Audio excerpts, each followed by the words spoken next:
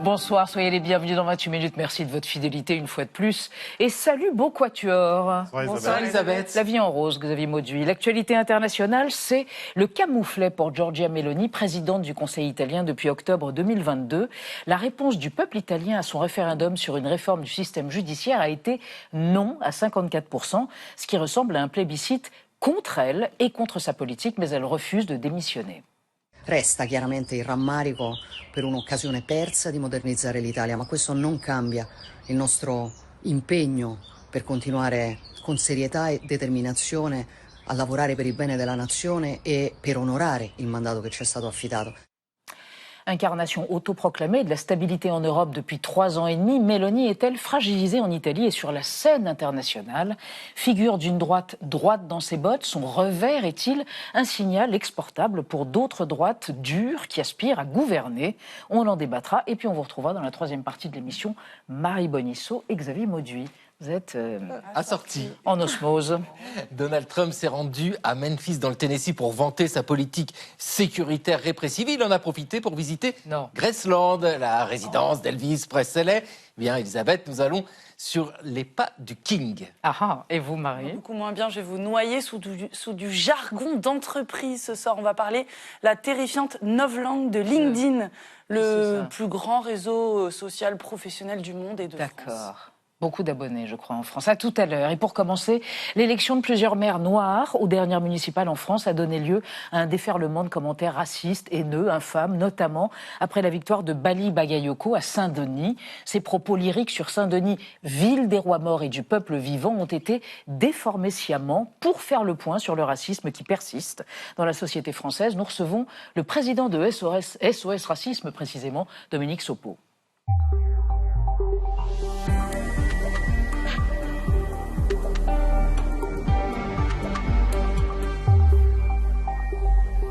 Dominique Sopo, bonsoir. Bonsoir. Vous avez toujours cette éternelle petite main. Tout à fait. Touche pas à mon pote, slogan de SOS Racisme. Slogan de SOS Racisme. Slogan historique. Je vous présente Anna Ndiaye et Benjamin Sportouche. Bonsoir. Et on va faire le point avec la situation, avec vous. Situation politique après les municipales que vous qualifieriez comment, d'un mot? À propos de Bali Bagayoko et les autres édiles noirs élus. Alors, j'allais dire plutôt quelque chose qui, pour moi, crée de la joie, parce que, de fait, il y a quelque chose, une représentation politique qui est tout à fait normale. Vous savez, on dit souvent, n'importe qui peut représenter n'importe qui. Effectivement, un élu représente tout le monde, mais quand c'est systématiquement les mêmes groupes qui sont écartés de la représentation politique, c'est qu'il y a un petit problème, quand même dans le système. C'est vrai que les hommes peuvent représenter les femmes, mais bon, qu'il y a que des hommes qui sont élus, on se dit peut-être que les femmes sont exclues. En fait, c'est pareil avec les populations d'origine immigrée. Alors, on va développer ceci et sur les raisons de ce racisme endémique après votre profil réalisé par Gaël Legras. Dominique Sopo. Dominique Sopo, vous êtes président de SOS Racisme et dans le Nouvel Obs, vous avez publié une tribune sur une phrase faussement attribuée à Bali Bagayoko. Pour revenir sur cet épisode que vous qualifiez d'affligeant, vous avez le profil idéal. Dimanche 15 mars dernier, Bali Bagayoko, candidat LFI, est élu maire de Saint-Denis au premier tour avec 50,77% des voix. En duplex sur LCI, le journaliste Darius Rochemin lui rappelle que Saint-Denis est la ville des rois. Bali Bagayoko répond « La ville des rois et du peuple vivant ». Sur X, à l'instar d'autres internautes d'excellente compagnie, le polémiste d'extrême droite Jean Messia prétend que le nouveau maire a déclaré que Saint-Denis était aujourd'hui la ville des Noirs. La fake news est lâchée, elle pullule sur les réseaux sociaux et elle est reprise par CNews mais aussi par une journaliste de BFM TV. Vous disiez c'est aussi la ville des Noirs, est-ce que ça compte pour vous? C'est pas la ville des Noirs, c'est la ville donc des rois et du peuple vivant. Depuis, cette intervieweuse s'est excusée sur X. J'avais mal entendu ses propos dimanche soir. Selon la sociologue Solène Brun, ces accusations indignes signifient qu'une ancestrale négrophobie colle à la peau de ce pays. De fait, dans l'histoire récente, de nombreuses personnalités politiques ont subi des attaques racistes. On se souvient de Kofi Yamian, élu maire de Saint-Coulis dans le Finistère en 89. C'est quand même rassurant quelque part de se dire que Saint-Coulis a fait ce pas-là. Et qui a reçu plus de 500 lettres d'insultes comme « gros singe »,« vilain gorille », dévoilées en 2021 dans son livre « Mémoire d'outre-haine ». Rappelons encore les innombrables immondices déversés à l'encontre de Christiane Taubira, notamment par le journal d'extrême droite Minute, ou par cette candidate FN d'une ville des Ardennes en 2013. C'est une sauvage, voilà. À la limite, je préfère la voir dans un arbre après les branches que de la voir comme ça au gouvernement, franchement. Selon vous, Dominique Sopo, ce racisme exacerbé s'exprime de manière virulente lorsque les Noirs occupent une position où l'on refuse habituellement de les voir. Dominique Sopo, elle a raison, cette sociologue Solène Brun qui évoquait une négrophobie ancestrale en France, remontant jusqu'au Code noir qui date du XVIIe siècle, et puis des penseurs de l'inégalité des races qui ont été Bernier ou encore Gobineau. Oui. C'est quelque chose qui... Alors, impensé, c'est de plus en plus pensé, théorisé, analysé et combattu, mais c'est quelque chose qui est vraiment ancré.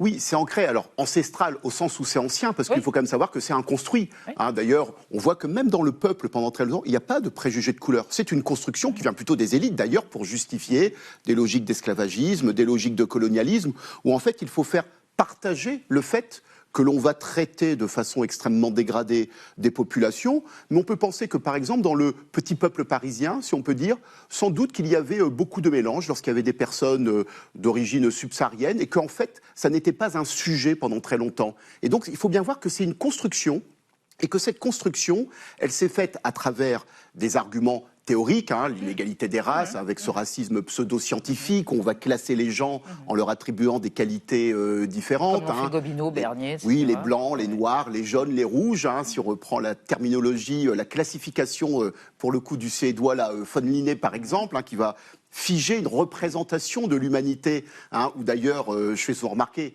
il n'y a pas de gens blancs, hein, il n'y a pas de gens noirs, ça n'existe pas. Pourtant, on voit bien comment on va, à travers les couleurs, être dans ce qu'il va y avoir de plus opposé, alors même qu'en Afrique, on trouve des gens avec des teints extrêmement clairs, et pas simplement dans ce qu'on va appeler plus tard l'Afrique blanche, mais aller en Namibie, il y a des gens qui sont beaucoup plus clairs de peau que toute une partie des populations asiatiques qui, elles, vont être qualifiées de jaunes. Donc on voit bien qu'il y a une sorte comme ça de construction à travers des arguments pseudo-scientifiques, mais aussi à travers quelque chose de l'affect.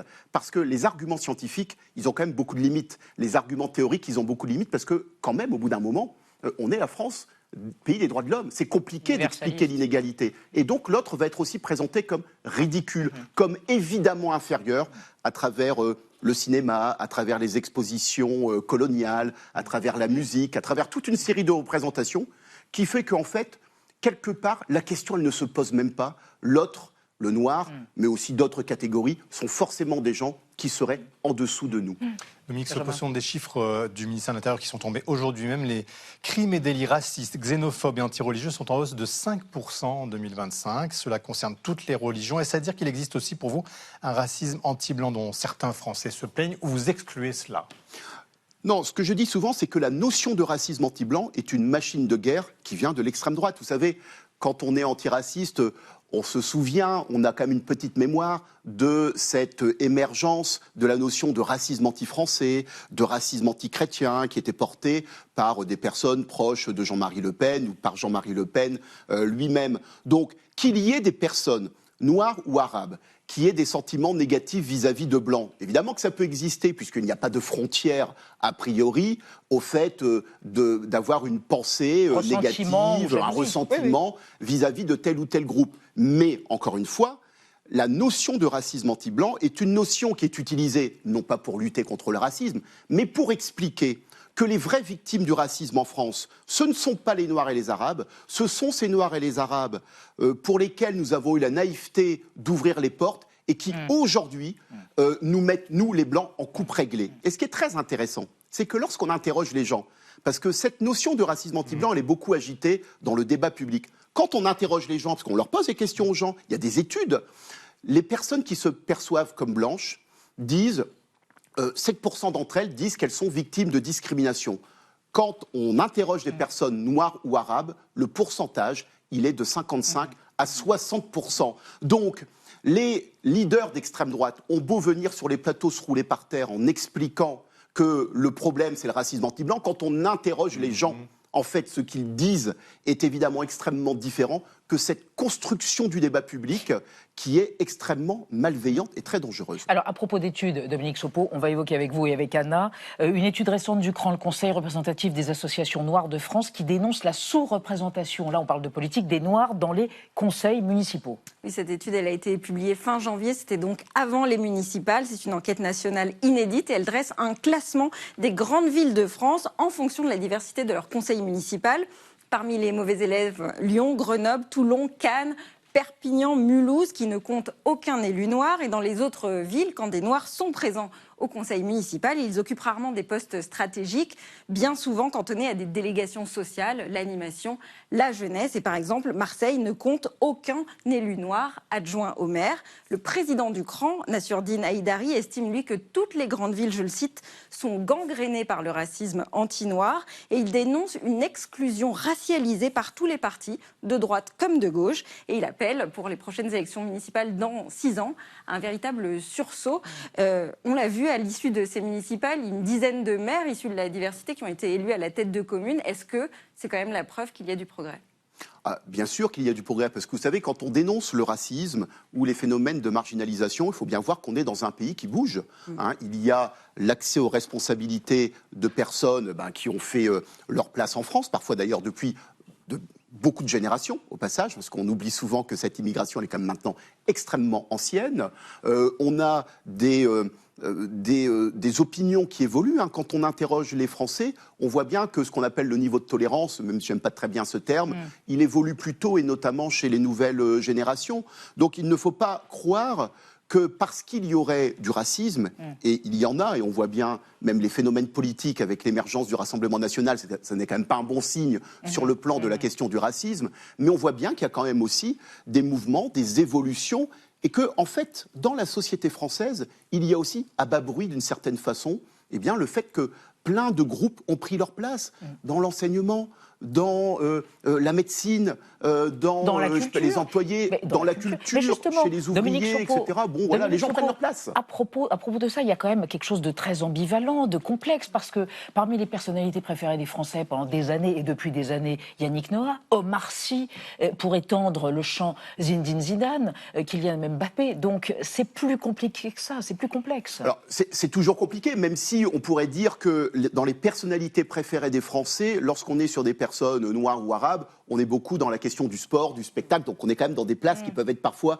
extrêmement cantonnées, mais effectivement qu'on ne peut pas dresser simplement un tableau de un bloc de racisme. La société, en fait, elle est complexe. Et ce qu'il faut, c'est comment on travaille ce que la société a de meilleur. Et moi, ce qui m'inquiète, c'est comment ces dernières années, on va plutôt chercher ce qu'il peut y avoir de pire en termes de peur, en termes de rancœur, en termes d'opposition. Alors que, franchement, quand vous voyez des personnes, un enseignant, quelle que soit son origine, et là je peux m'adresser même à ceux qui nous écoutent, est-ce que ça pose un problème lorsque la couleur de peau de la personne ? Juste une dernière question. Non, en fait. Votre association, qui a à peu près 45 ans, travaille sur ces questions. Vous avez fait assez ?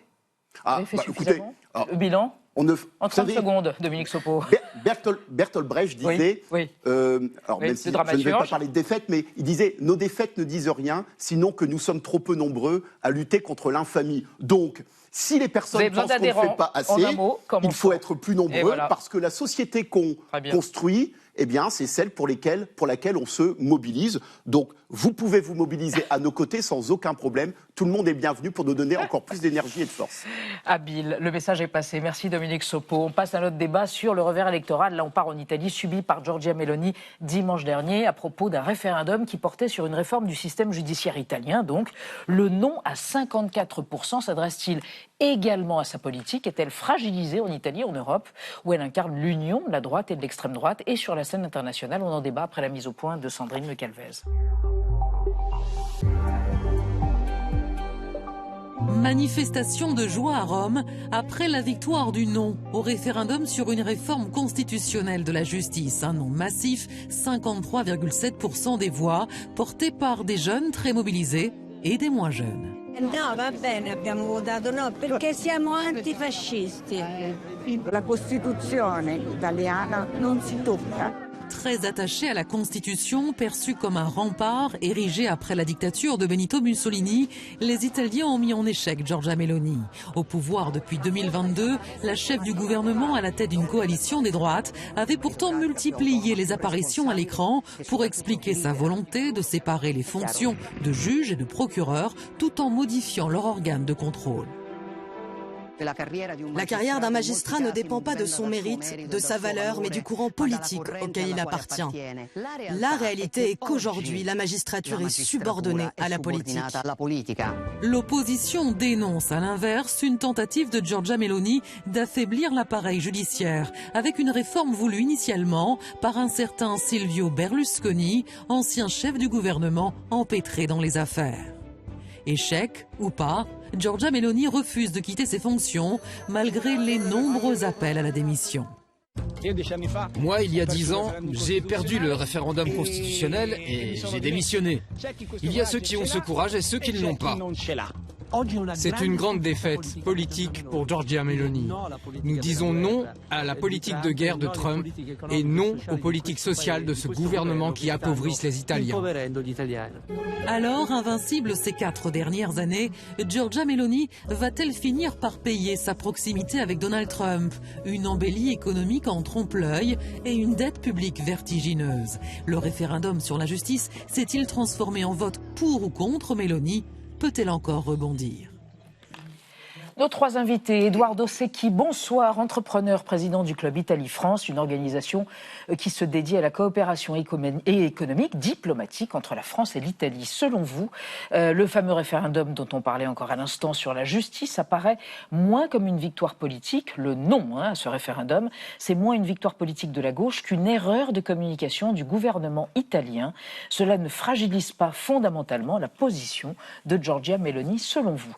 Ludmila Acone, bonsoir. Vous êtes historienne, spécialiste de l'Italie, et vous considérez que le résultat du référendum confirme et accélère la perte d'influence de la chef du gouvernement italien, référendum qui s'est transformé en plébiscite, en quelque sorte, anti-Meloni. Et à côté de vous, Marc Semo, bonsoir, journaliste au quotidien Le Monde et à Challenge, ancien correspondant à Rome pour le quotidien Libération. Dernier essai, la géopolitique en 100 questions, comprendre le monde de demain.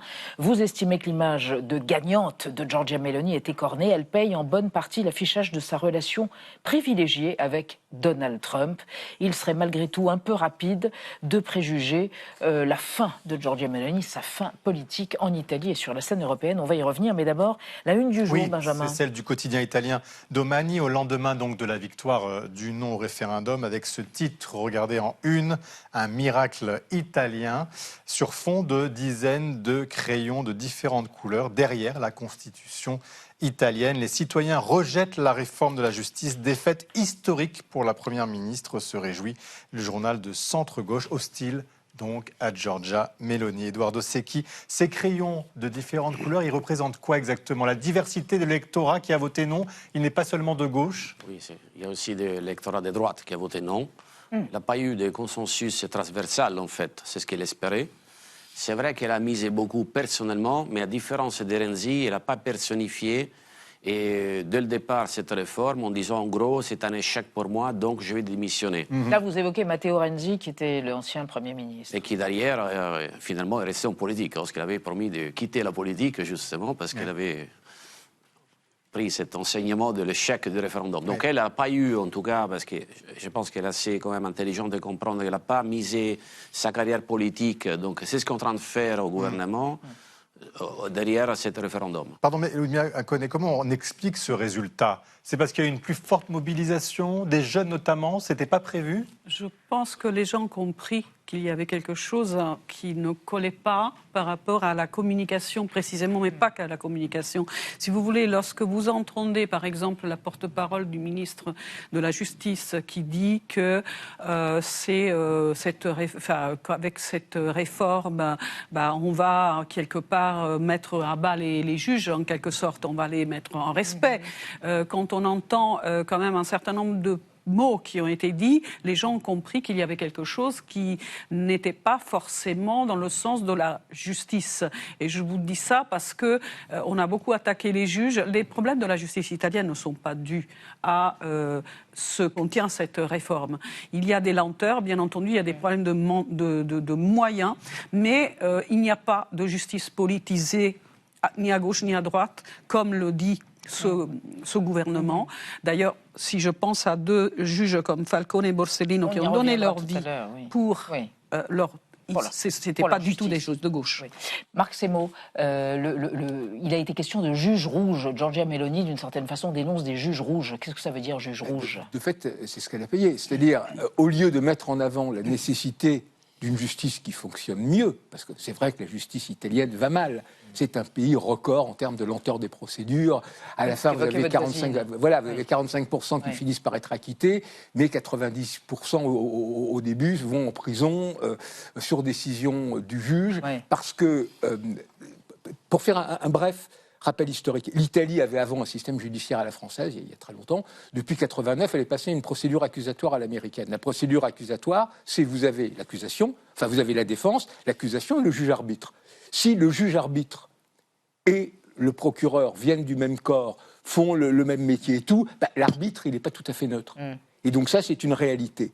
Mais sur cette base-là, que même reconnaissaient des gens à gauche, des opposants de Meloni, d'une nécessité de mieux faire fonctionner la justice, elle a voulu régler son compte avec ce qu'on appelle les juges rouges, qui est une vieille obsession de la droite italienne, à commencer par Silvio Berlusconi, qui ont toujours dénoncé ce qui s'était passé au moment des grandes enquêtes main propre, par exemple, Manipulite des années 90, comme, de fait, je cite, un coup d'État judiciaire. Et pendant toute sa campagne, elle a tonné contre les juges. Alors il y avait le ministre de la Justice qui parlait du Conseil supérieur de la magistrature comme un organisme paramafieux, elle dénonçait les juges, etc. Et les gens, de fait, cette victoire n'est pas tant celle de l'opposition que celle du pouvoir judiciaire. C'est-à-dire, malgré tous ces défauts, les Italiens tiennent à l'indépendance de la magistrature. Alors, vous évoquiez le juge Falcone. On va se référer précisément à cet assassinat à travers notre archive. Juge Falcone, qui, en mai 92, est assassiné par la mafia. Et la même année, 3 mois plus tôt, c'était le juge Di Pietro qui lançait la fameuse opération main propre Manipulite en Italie. Un juge d'instruction, encore un, qui inculpe et emprisonne à tour de bras. Il a commencé par Milan, mais son enquête s'étend maintenant à tout le pays. Ce qu'il traque, c'est le pot de vin. Et rien n'arrête l'appétit du juge Di Pietro. Pourtant, le monde politique a bien essayé d'arrêter Di Pietro. Bettino Craxi, par exemple, le patron des socialistes, a lancé des accusations sévères contre le juge, sans résultat. Le chirurgien Di Pietro continue de disséquer le système. Il démonte cette collusion générale dans laquelle les partis se partagent tous les postes de fonctionnaires. En tout cas, une chose est certaine, ce n'est pas le fruit du hasard si dans cette démocratie bloquée, verrouillée qu'est devenue l'Italie, ce sont des hommes comme Falcone, Borsellino ou Di Pietro qui incarnent chacun son tour l'espoir de ce changement. Ludmilla Acone, c'est-à-dire que les Italiens ont dit dans ce référendum, pas touche aux juges, pas touche à nos juges, ils sont derrière eux. Ça n'a pas toujours été le cas. C'est une question très technique, mais en même temps, soumettre la justice aux politiques, déposséder le Conseil supérieur de la magistrature de son autonomie, c'est quand même quelque chose qui est très lourd. Et n'oublions pas que depuis l'arrivée de ce gouvernement et aussi de celui de Berlusconi qui a intronisé Meloni, la Constitution et ses droits démocratiques ont été attaqués de façon frontale. Mais dans cette réforme, le juge Di Pietro, Antonio Di Pietro dont on parlait, le juge Antonio Di Pietro était pour cette réforme. C'est-à-dire, comme souvent dans ce référendum, on ne répond pas à la question posée, mais à celui, ou dans ce cas, à celle qui la pose. Et c'est parce qu'il y avait cette peur pour les libertés en Italie, qui va bien au-delà de la question de la justice, qu'il y a eu cette victoire du non. Mais techniquement, la réforme, elle a une certaine logique. Et j'ajoute qu'il y a une partie de la gauche qui, auparavant, bien avant Meloni, était à faveur de cette réforme de la justice. Mais ça montre bien qu'il y a un clivage quand même politique. La gauche essaye à tout prix un peu de remonter dans les sondages, a trouvé dans cette réforme un peu le cheval de Troie, c'est-à-dire un peu pour attaquer le gouvernement. Ce n'est pas la première fois d'ailleurs. Avec les conflits israélo-palestiniens, on fait la même chose, mais essaye à tout prix de remonter dans les sondages. Parce qu'en fait, quand on regarde l'erreur, il y a 2 erreurs majeures de Giorgia Meloni, je pense. Premièrement, qu'il n'a pas su, au niveau émotionnel, on peut dire, faire comprendre à la population de quoi il s'agit vraiment la réforme. Donc, il était trop technique pour pouvoir la placer tout faite, tout prête pour être, disons, absorbée. Et la deuxième, bien évidemment, mais ça, c'était un mea culpa qu'elle a fait, c'est l'erreur de communication de la réforme elle-même. C'est-à-dire que la campagne de communication, effectivement, était désastreuse. Mais alors, pourquoi refuse-t-elle de démissionner, au final Ludmila Akoné, parce qu'elle s'est quand même tout de même bien impliquée. Elle s'est plus qu'impliquée. Elle reste populaire tout de même. Mais le problème, ce n'est pas seulement la réforme, c'est qu'en plus cela arrive dans un contexte où il y a quand même plusieurs secrétaires d'État ou ministres qui sont inculpés ou en tout cas soupçonnés de collusion mafieuse ou de corruption aggravée. Donc vous comprenez bien que quand vous dites on va mettre au pas au juge au même temps où le gouvernement est traversé par ces scandales de corruption qui sont en train de se... Que voulez-vous que les gens pensent Vous voyez Mais Giorgia Meloni reste extrêmement populaire. Sa cote de popularité, selon l'Eurobaromètre... Quel est le... Non, mais là, on ne l'a pas depuis l'échec au référendum, mais quelques semaines avant, c'est 45%, selon l'Eurobaromètre. En Allemagne, Merz, c'est 33%. Mais ça veut dire que et le chancelier Merz et Emmanuel Macron, en France, c'est 15%. Oui. Donc elle est populaire et dans les sondages, son parti, Fratelli d'Italia, est toujours crédité dans les intentions de vote de 30%. Donc elle a cette base-là et elle a montré dans toute sa vie que c'est une tenace. Et voilà. Et donc, dès le début, elle avait dit, pour éviter l'erreur de Renzi, je ne démissionnerai pas. Ce n'est pas, je ne mets pas mon poste dans la balance, donc là-dessus elle continue. Alors reste à savoir si elle pourra si ça sera possible, parce qu'évidemment elle est politiquement très affaiblie, mais elle garde un certain nombre de cartes. Juste un dernier point, il y a eu un sondage qui a été fait par Utrend en Italie, 37% de ceux qui ont voté non pensent qu'elle doit rester au pouvoir. Mais ça veut dire que aussi la gauche n'est pas prête à prendre la suite. C'est ça aussi, qu'il n'y a pas d'opposition réelle actuellement à Meloni? Il y a deux indicateurs importants. Premièrement, il faut rappeler que c'est déjà un succès pour la politique italienne. Un pays notoire pour son instabilité, ça fait 3 ans qu'elle est stable. 3 ans et demi, ça tient. À l'instar de la France, d'ailleurs. Ce qu'on dit, justement, cette stabilité, elle est très importante. Ça fait du bien au marché financier. Donc la note sur la dette publique, dette souveraine, a augmenté. Elle a fait quand même des efforts, entamés auparavant par Draghi, mais elle a quand même continué sur l'agenda de Draghi. Il faut avouer, parce qu'on a les données statistiques, on ne peut pas les nier, c'est-à-dire que dépenses publiques ont été baissées, déficit a été réduit de la moitié, excédent commercial à l'export, plein emploi, 62%. Donc, il a des indicateurs qui partent très clairs, qu'on ne le veuille pas.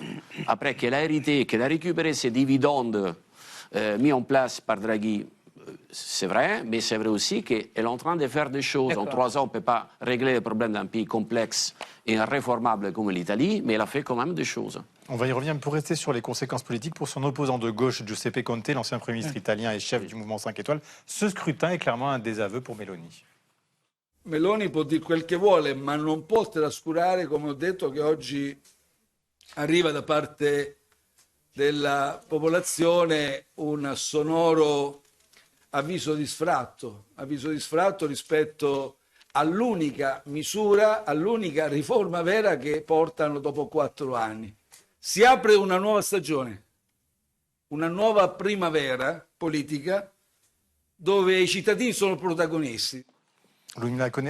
La question, c'est celle de la gauche. Est-ce que Meloni est forte parce que la gauche est faible aussi aujourd'hui? Elle reste forte pour cela ou pas? La gauche n'est pas tout à fait unie et elle est effectivement faible. Elle s'est affaiblie, mais il faut comprendre que ce vote est très important parce que l'Italie a vécu... Le référendum, vous parlez du référendum qui vient d'avoir lieu. Parce que l'Italie a vécu une baisse des participations électorales continue. Et dans les derniers 4 référendums qui ont eu lieu il y a quelques mois, il n'y avait même pas le quorum. Donc, si vous voulez, là, il y a eu une grosse mobilisation. Voilà, il y a une grosse mobilisation. On ne peut pas penser que c'est simplement une question conjoncturelle.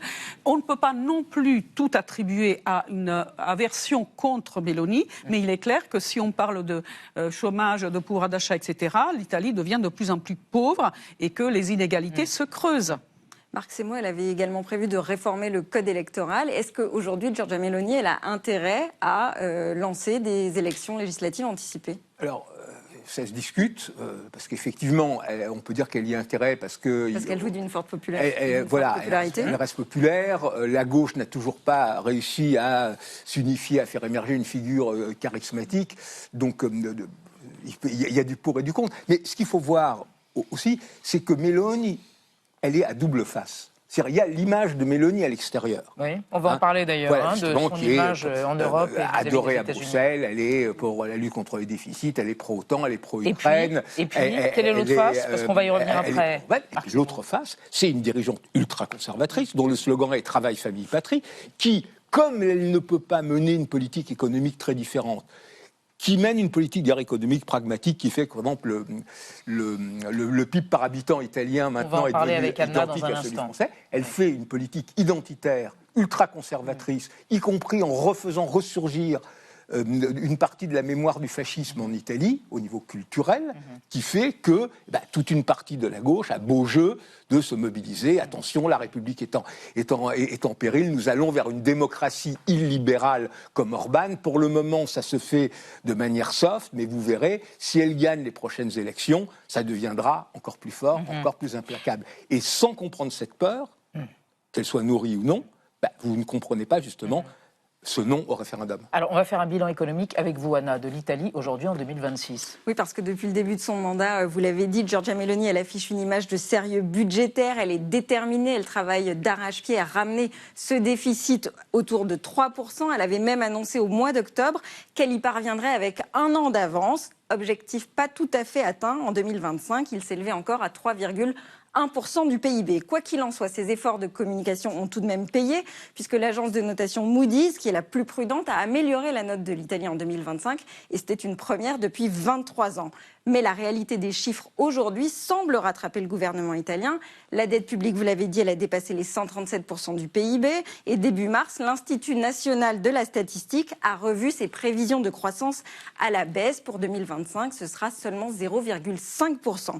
Le patronat italien, lui, a été plus sévère. Il a rappelé que sans l'aide de l'Union européenne, qui s'élève tout de même à 194 milliards d'euros au total, la dynamique du PIB serait négative. Autrement dit, l'Italie serait au bord de la récession.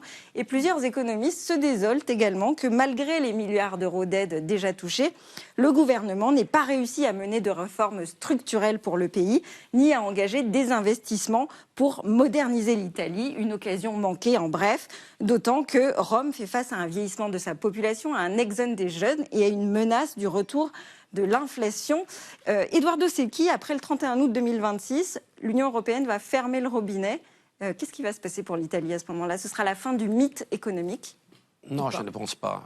Je vous rappelle que les plans nationaux de résilience, et justement les gros investissements au niveau infrastructurel, ce n'est pas demain la veille qui va amener le plan d'emploi. Ça, c'est un mythe. Il y a des modèles d'Italie. Il y a le modèle des transferts sociaux qui est représenté par Giuseppe Conte et globalement la gauche italienne, et il y a une droite qui, malgré tous ses défauts, essaye quand même de remettre les comptes en ordre. Il faut savoir qu'il faut connaître les projets industriels italiens. 95% des sociétés en Italie sont des micro-entreprises avec 3 personnes. Quel type de production souhaitez-vous faire avec une micro-entreprise à 3 personnes? Mais regardez le reste.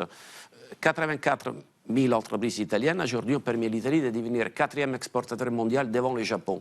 Il faut regarder aussi les choses telles qu'elles sont. On ne peut pas changer la culture d'un pays qui s'est toujours débrouillé toute seule, sans aide d'État. Donc la micro-entreprise familiale, et d'ailleurs on les voit même dans les luxes par exemple, la plus grande partie des sociétés sont familiales en Italie. Oui. Et donc on ne peut pas changer un modèle économique en France. Nous avons du 440, mais nous avons moins de sociétés familiales. Donc c'est un modèle, on ne peut pas dire qu'il soit meilleur ou pire. Mais ce n'est pas avec ça qu'on va faire une croissance de 3%. Je vous rappelle juste un dernier détail. Regardez l'Allemagne, il ne va pas mieux, il va pire. Vous savez pourquoi? Parce qu'ils sont très fort dépendants de l'industrie automobile. Quand ça va mal l'industrie automobile, l'Allemagne, ça va très très mal. L'Italie, c'est le seul pays d'Europe et du G20 à avoir l'économie la plus diversifiée. Oui, mais l'Italie a aussi une dépendance envers le gaz, notamment, et l'énergie. Bien sûr. Et je vous rappelle que c'est grâce aussi à Meloni qu'a signé un grand accord qui est devenu le premier partenaire de l'Algérie, par exemple. Et justement pour limiter la dépendance du gaz russe. Ça a été fait auparavant par Draghi et elle a su continuer. Et même avec l'Arabie Saoudite. Je vous rappelle qu'à ce moment qu'il y a la guerre en Iran, l'Italie, grâce à l'oléoduc qui a développé avec l'Arabie Saoudite, elle est dépendante à 5% pour les pétroles et 1% pour les gaz. Louis-Mila Akone, justement, ce plaidoyer pro-Mélanie, on l'entend beaucoup en Europe et à droite aussi en France, parce que certains disent, voilà le modèle à suivre, voilà le modèle aussi de la fusion des droites qui peut permettre une stabilité gouvernementale. C'est ce qu'on entend en France. Alors d'abord, je voudrais rappeler que ce n'est pas vrai que les entreprises italiennes n'étaient pas aidées. Tout d'abord, il y avait un très grand secteur mixte dans l'économie italienne qui a été privatisé et bradé à partir des années 92. Deuxièmement, en ce qui concerne l'emploi, le plein emploi, la question n'est pas seulement le plein emploi. Quand vous avez une massification du travail archi précaire, avec une augmentation de 2000 travailleurs qui meurent sur les chantiers chaque année, 1000, en Italie. Donc c'est quand même quelque chose, c'est-à-dire si vous voulez une vitrine d'un magasin de luxe et vous dites c'est ça la France ou l'Italie, d'accord, est-ce que c'est ça la France, est-ce que c'est ça l'Italie, vous voyez ? Une dernière question, Marc Semo, est-ce que la fébrilité, peut-être, dans laquelle se trouve Giorgia Meloni, va faire qu'elle va resserrer l'étau autour des libertés, notamment médiatiques et libertés dans les médias, liberté d'expression ou pas ? C'est un des risques. C'est un des risques. C'est un des risques. Déjà, elle tente une mainmise totale sur la rail. Donc, cette dynamique-là.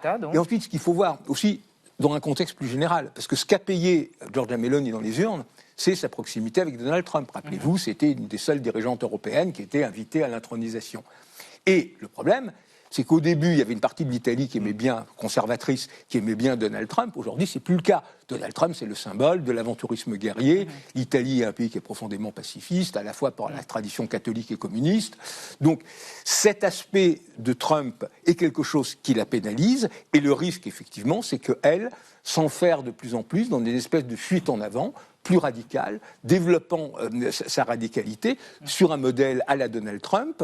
Et d'ailleurs, on voit que c'est un avertissement qui a été saisi aussi ailleurs en Europe. Regardez en France, Marine Le Pen, Jordan Bardella font absolument tout pour se différencier au maximum de Donald Trump. Le lien avec Donald Trump, aujourd'hui, est quelque chose qui tue pour une grande partie, y compris des droites. C'est le mot de la fin. Merci à tous les trois d'être venus débattre et nous aider à mieux comprendre les enjeux italiens du moment. On va rester dans l'actualité avec Xavier Mauduit et Marie Bonisseau.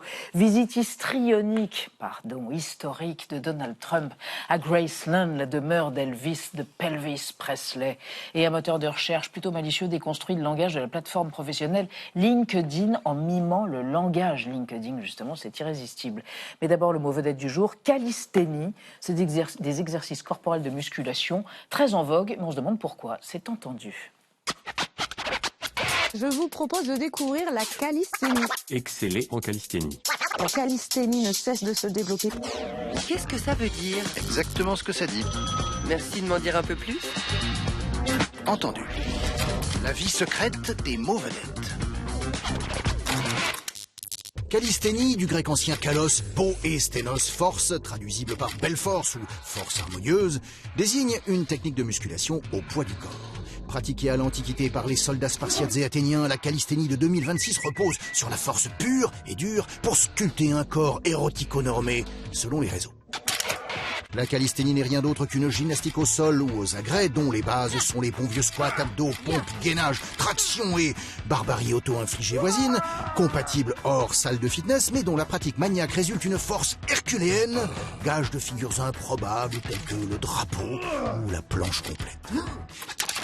Chez les Grecs, kalos traduit la beauté suprême, et l'expression kalos kagatos désigne la perfection qu'illustrent les héros mythologiques Achille, Persée ou Adonis, si beau qu'il est aimé de la déesse de l'amour elle-même. Les 300 musculeux héros spartiates engagés dans la guerre des Thermopyles pratiquaient, selon Hérodote, la calisthénie. La calisthénie moderne est théorisée en France en 1843 par un prof de PS américano-suisse qu'il préconise pour corriger les scolioses des jeunes filles inactives. Aux États-Unis, dans un essai de 1856, une éducatrice recommande aux jeunes filles une méthode inspirée de la gym suédoise pour remuer leur anatomie en douceur, les calisthenics. C'est sous le nom de street workout, muscu de rue, que le Bronx et Brooklyn popularisent la calisthénie dans les années 2000, laquelle a depuis 2011 sa fédé et son championnat du monde, auquel ne participent pas les 50-60 ans, qui constituent le gros de la clientèle des coachs de la discipline, soucieux d'éviter un drapeau en berne. C'est très clair, merci Thibault Nolte, Marie Bonisseau, Xavier Mauduit. Alors, oh là là, Love Me Tender, enfin je vous parle pas directement, mais bon.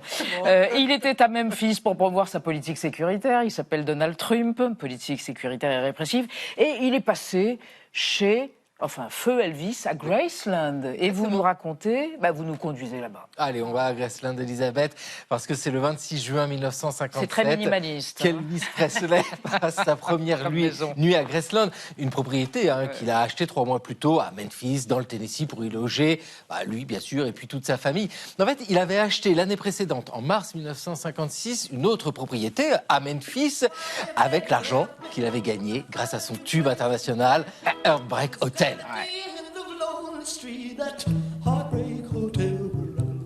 On y est. Sauf que voilà, la présence de la vedette avait attiré les fans. Mais en nombre incalculable, les journalistes avaient agacé les voisins qui s'étaient plaints. Donc Elvis a préféré acheter une propriété un peu plus isolée, imposante, style néocolonial, un portique, des colonnes corinthiennes. C'est Graceland. D'où vient le nom? Alors, la propriété avait été bâtie en 1939 par un industriel du coton qui avait donné à cette propriété le nom de Graceland, le nom de sa fille, Grace, tout simplement. Et puis, Elvis l'a gardé. Alors, bien sûr, ça attire tout de suite les fans et les journalistes qui espèrent apercevoir la vedette alors que le monde entier chante à ce moment-là Love Me Tender, King Creole, et puis, bien sûr, Don't Be Cruel.